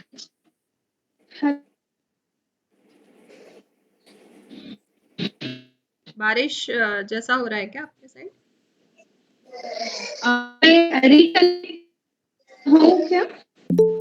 अच्छा, थोड़ी थोड़ी देर से फिर से ले लेंगे अपन टॉपिक ये।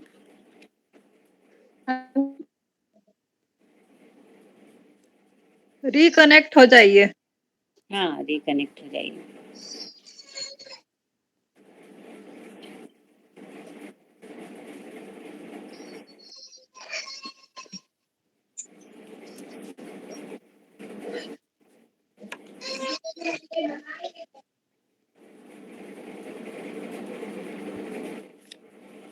डिस्कनेक्ट हो गया होगा कहीं से, मतलब डिस्टरबेंस हो गया होगा कहीं से। मौसम ऐसा हो रहा है ना अभी, नेटवर्क हाँ, हो मौसम ही रहा है थोड़ा। वही, बादल भी हो रहे हैं ना बाहर। हाँ, बादल हो रहे हैं। हो सकता है उनके साइड पे बारिश भी हो रही हो। हमारे इधर तो काफी शायद। आंवले का क्या बताया था उनने, जूस का? मैं वो उस टाइम 1 मिनट थोड़ा बाहर चली गई। आंवले का जूस निकाल के उसमें सहजन की फली का अगर मिलती है आपको फ्रेश तो वो भी पीस के और वो भी डालिए और 1 गिलास पानी में करके उसको थोड़ा थोड़ा सिप करिए। और अगर फली नहीं हो अवेलेबल तो जो पत्ते आते हैं उसका पत्ती पाउडर नहीं भी करना है, फली का नहीं करना है, पाउडर नहीं, पत्ती पत्ती ही का बोला है, पत्ती फली ही नहीं बोला। बोला, पत्ती बोला है। पत्ते का पाउडर नहीं तो उसके बिना क्वांटिटी कितनी? बॉईल करना है क्या एक चम्मच पत्तियों को? एक चम्मच 5-6 पत्ती बोली है उन्होंने बस। क्यों एक हाँ, मैम? पत्तियां 5-6 पत्तियां और थोड़ा सा आंवले का जूस। जूस एक आंवले एक चम्मच के जूस के बराबर। एक गिलास पानी में एक चम्मच। नहीं, पत्तियों को उबालना है क्या कि हाँ, नहीं? उबालना है, पत्तियों उबालना है ना?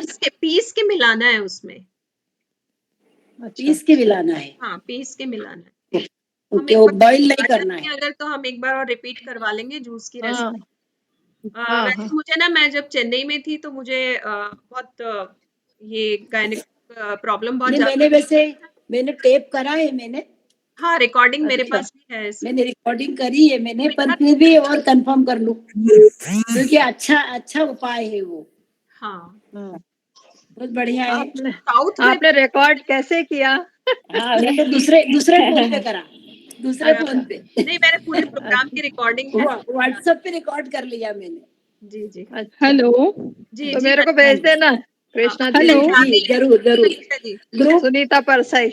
हेलो हेलो मैडम, म्यूट कर आपको मेरी आवाज आ रही है? आ रही है मैडम, आपकी आवाज आ रही है अब। आ रही है। आवाज आ हाँ, प्लीज सब लोग साइलेंट हो जाइए। हाँ, यस मैडम, तो उनकी आवाज आएगी मनीषा जी की। Just minute. हाँ, मेरे इधर से कुछ इश्यूज हो रहा है नेटवर्क का। जी, आपकी आवाज आ रही है क्लियर। आपकी आवाज आ रही है। अब क्लियर है, अब क्लियर है। हाँ जी, जस्ट मिनट। हाँ, मैं कोशिश कर रही हूँ वो नेट हो जाए, लेकिन ठीक है, आप भी जैसे वीडियो नहीं आता तो चलेगा। आप अगर हो जाता है तो अच्छी बात है, आपको देख के बात करेंगे तो ज्यादा अच्छा लगेगा। एक लास्ट बार मैं कर लेती हूँ। जी, अभी आवाज क्लियर है एकदम। अच्छा। हाँ जी, और किसी का अभी आया? हाँ, अभी आवाज, हाँ अभी आ गया। तो मतलब मैडम ये मैं मतलब पीती रहूं ठीक रहेगा? लीवर पे इसका कोई असर तो नहीं होगा मतलब? नहीं, किसी चीज पे कोई असर नहीं होगा। मैडम के उधर से कुछ नहीं, वो डबल से दिक्कत हो रही है। आप ऑडियो भर चालू रखिए। वो वीडियो चालू होता है तो आवाज नहीं आती। अच्छा, ऐसा क्या? वो नेटवर्क की स्पीड कम रहती है। अब ठीक है? नहीं, आपकी नहीं, आपको नहीं, अच्छा मैडम की। अच्छा, मनीषा जी की। हाँ, अच्छा।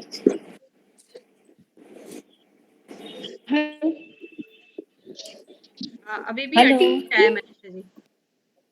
आपका वीडियो ऑफ कर दीजिए थोड़ी देर के लिए।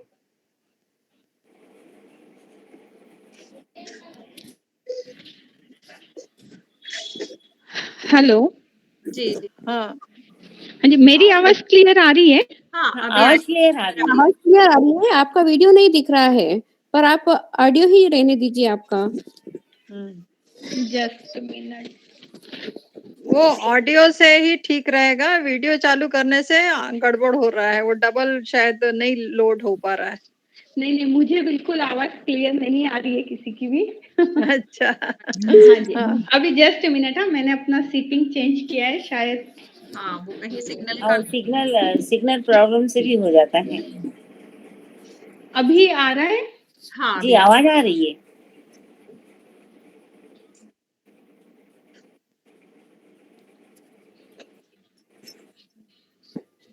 पगारी दीदी का नाम क्या है?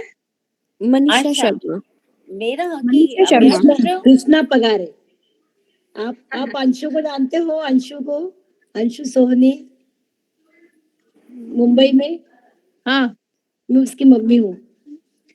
अंशु सोहनी, अभी समझ याद नहीं आ रहा है। अंशु जानती है? उसको उससे बात हुई थी। शायद पूर्वा से कुछ रिलेशन है। हाँ, खरगोन ससुराल है उसका। है ना, मेरी बहू, उसका कुछ रिश्ता है उससे।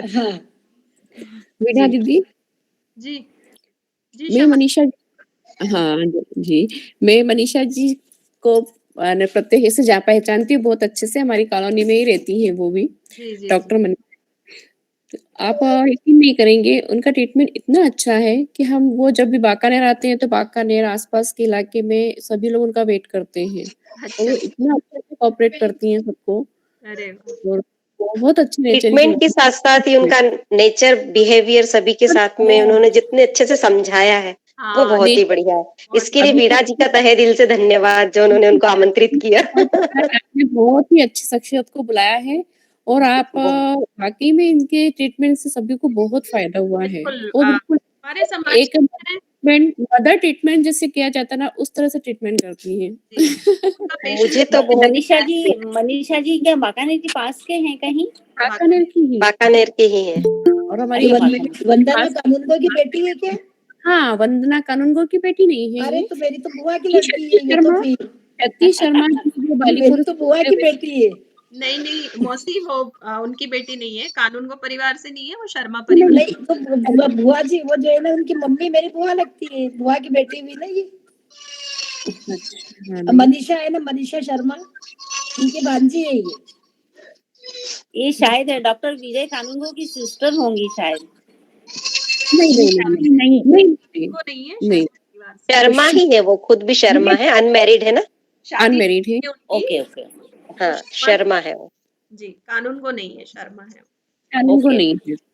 ये शर्मा है और बांकानेर की रहने वाली है। इनके जो पापा थे वो बालीपुर वाला बाबा के परम भक्त थे और ये मेरी बुआ की लड़की लगती हैं। जी हाँ, बिल्कुल सही। और बहुत ही प्यारी बेटी है, बहुत नेचर वाइज इतनी अच्छी है ये। बहुत अच्छी है ये। उनका पेशेंस देख के समझ में आ रहा है कि वो कितने जी हाँ, बिल्कुल सही है। बहुत पेशेंसली और तरह की बातें सुन रही है आप और अपना अच्छे वीडियो से तो जवाब। चालू करिए। आप अपना वीडियो चालू करिए। कौन? अभिज्ञा जी बोल रहे हैं। अभिज्ञा जी का। क्षमा जी, क्षमा। मैं अभिज्ञा के नाम से सेव है, मेरा बेटे के उससे है। क्षमा और हाँ, ओके। आपका चालू करिए ना वीडियो, समझ में तो आए कि कौन की बहन है। ये वो चतुर्वेदी जी की भांजी है क्या मनीषा दी? पंडरीनाथ जी चतुर्वेदी।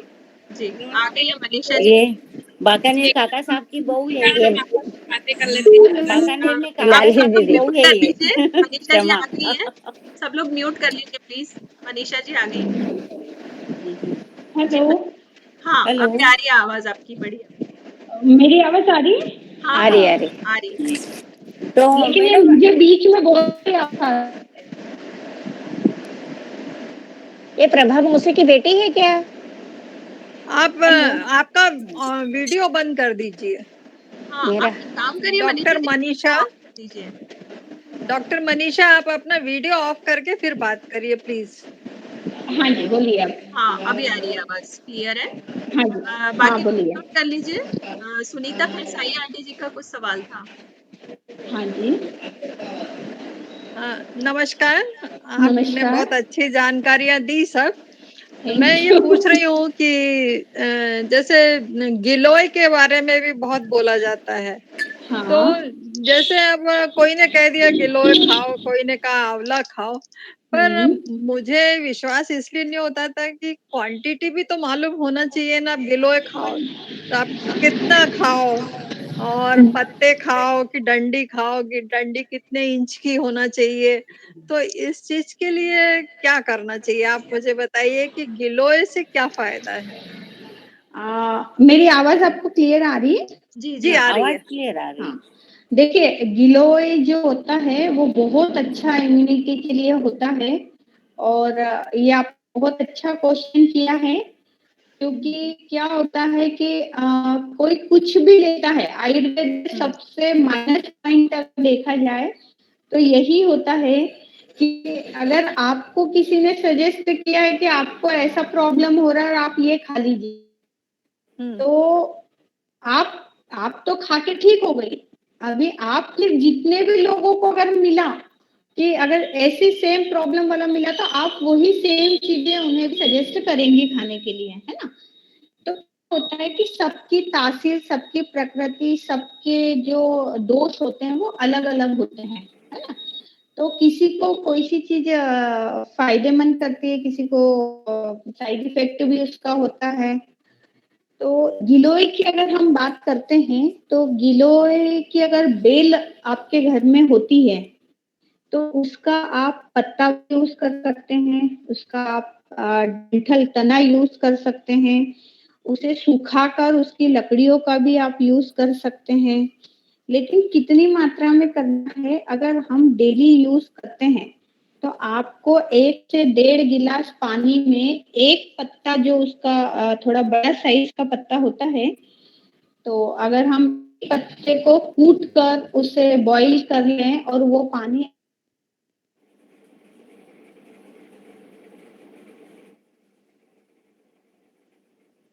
आवाज बंद हो गई है।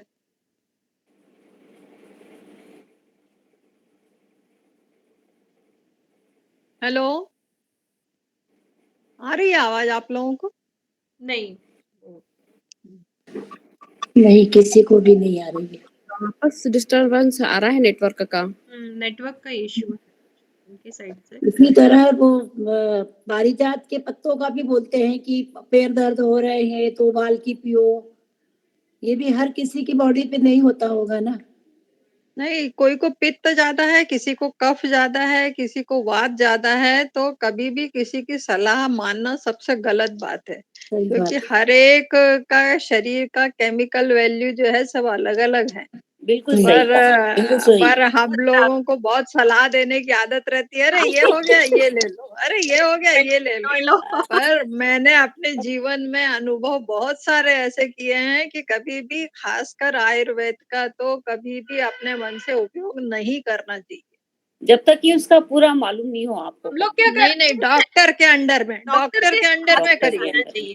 वैद्य को दिखा के ही करो। वैद्य बिल्कुल, से अंदाजाफिकेशन परामर्श बोलते हैं लो। ना जिसको, अंदाजाफिकेशन नहीं करना चाहिए कि ऐसा नहीं होगा चाहिए। तो आप ऐसा ले लो। डॉक्टर को हाँ। जरूर दिखाना चाहिए। हम लोग सबसे तो ज्यादा क्या है, लापरवाही उसी में करते हैं।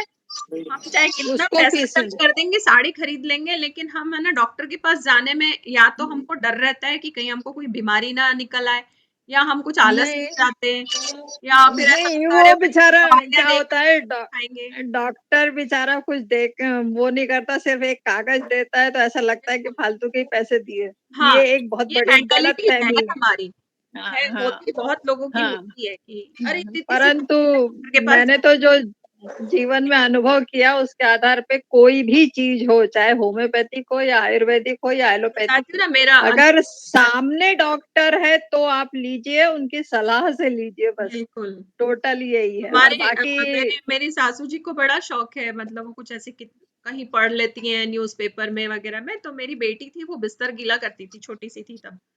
तो मुझे बोला कि रात को सोने से पहले इसको गुड़ की डली खिला के सुलाओ। आधा अधूरा पढ़ा, अब मैं देती रही, मैंने कहा पढ़ा होगा इन्होंने कहीं, बड़े हैं सुनना पड़ता है। मैं उसको देती रही, उसको ऐसा मतलब कॉन्स्टिपेशन हुआ कि मुझे हाथ से निकालना पड़ा उसको। फिर उनको बोला कि आपने कहाँ पढ़ा था? फिर हमने न्यूज़पेपर वो ढूंढा, उसमें लिखा था कि उसके साथ में एक चीज और थी, कुछ उसके साथ में देना था। उन्होंने आधी चीज ओ माय आधी गॉड। चीज पढ़ी, मेरी लड़की को 3 दिन तक पॉटी नहीं हुई। तो ये जो मन से हम अपने आप ही डॉक्टर बन जाते हैं ना, वो गलत है। हम घरेलू उपचार की घर में ही कर लें, घर में ही कर लें, उसमें बहुत नुकसान होता है। हाँ, तो मेरे साथ में हुआ लेकिन था जो ना, आप मेरी आपने बेटी के आपका जो सवाल है ना, वो बहुत सही है कि हमको क्वांटिटी थोड़ी पता रहती है। और फिर डॉक्टर्स क्या रहते हैं, एज के हिसाब से बोलते हैं कि किस उम्र के लोगों को नहीं कितनी क्वांटिटी में देना है। नहीं, वो आपको देख के समझते हैं ना कि आपको पित्त की है तकलीफ या वात की है या काय की है, उसके हिसाब से अब जैसे किसी को सल्फर की वो है, सल्फर की एलर्जी है, तो वो सल्फर वाली दवाइयां नहीं देते, एलोपैथिक में भी, मतलब उसका बता रही हूँ मैं। तो मेरे को जैसे पेनिसिलिन का है, मुझे पेनिसिलिन नहीं सूट होती, तो ऐसे हर एक की बॉडी अलग अलग होती है। तो कोई भी दवाई किसी के अच्छी हुई तो जरूरी नहीं है कि वो आपके लिए अच्छी हो। जरूरी नहीं, सही बात है। हाँ, तो ये चीज बहुत ध्यान रखना चाहिए, परंतु उसी में हम लापरवाही करते हैं और फिर उसका दुरुपयोग हो जाता है। जैसे अभी किसी बहन ने बोला था, बीच में प्रश्न किया था कि बेसन से एलर्जी है हाँ, उनकी, है ना? मीनाक्षी की डॉटर को। तो मुझे भी थी बेसन से एलर्जी, तो मैंने 5 साल तक बिल्कुल एक ड्रॉप भी बेसन नहीं खाया, एक ड्रॉप भी। 5 साल के बाद में ऑटोमेटिक मेरे बेसन की एलर्जी चली गई, जब मैंने बिल्कुल टोटली बंद कर दिया खाना। तो अभी हम बड़े हैं ना, तो क्या परहेज कर लेते हैं, लेकिन बच्चे नहीं सुन पाते हैं। नहीं, नहीं नहीं, उनने जो बोला ना, उनने हाँ, तो उनने जो एक बात बोली कि 14 साल तक रहेगी, ये चीज को अंडरलाइन नहीं किया। 14 साल तक मतलब हमारा जो शरीर डेवलप हो रहा है, जब एक बार पूरा डेवलप हो जाता है, उसके बाद हम कोई चीज कम ज्यादा हमारी, उनने कहा था ना, हो सकता है उससे ज्यादा भी हो जाए और कम भी हो जाए। तो आपकी किस्मत अच्छी थी। थे, सब ऐसे ददोड़े हो जाते थे, बेसन खाया कि ददोड़े हुए मेरे को। हाँ, बेटे को जैसे रेड स्पॉट्स होते हैं पूरी बॉडी में आंटी। हाँ, हो जाते हैं, ऐसा होता है, वो हो जाएगा। और एलर्जी की एलोपैथिक में भी दवाई एक बार करवा के देख लीजिए, तो भी उससे भी ठीक है। और 2 साल थोड़ा सा आपको पेशेंस रखना। नहीं, 2 साल आपको नहीं, अब नहीं होता, अब नहीं होता, आराम से पकोड़े खाती हूँ मैं, अब कुछ नहीं होता है। वो तो टोटल बंद किया था, उसके बाद से ठीक हो गई मैं। नहीं, मेरी बेटी तो जैसे पकोड़े वगैरह कुछ खा लेती ना, तो हमको उसको फिर लियोसिट्रिजिन करके टैबलेट आती है, वो देना पड़ता।